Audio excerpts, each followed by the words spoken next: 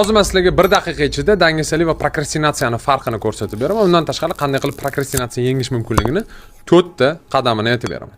Dangasalik bu odatda charchoq bo'ladi, ya'ni bitta ishni qilishga xohish yo'qligi. Prokrastinatsiya esa bu ishni keyinga qoldirish.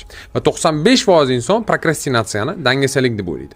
Aslida olganda biz til o'rgana olmasligimizning, biznes boshlamasligimizning yoki aytaylik, sport bilan shug'ullanmasligimizning asosiy sababi bu aynan prokrastinatsiya, ya'ni dushanbadan dushanbaga ishimizni qoldirishimiz. Prokrastinatsiyani 4 ta qadam bilan yengsa bo'ladi. Birinchi o'rinda informatsion shum, ya'ni ma'lumotlarni atrofingizda kamaytirishingiz kerak.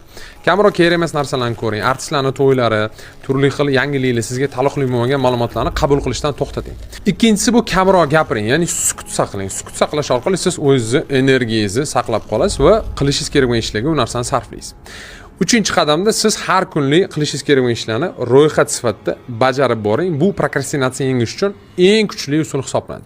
Bu to'rtinchisi bu telefonsiz uxlash. Telefonni uxlaydigan joyingizga umuman yaqinlashtirmang.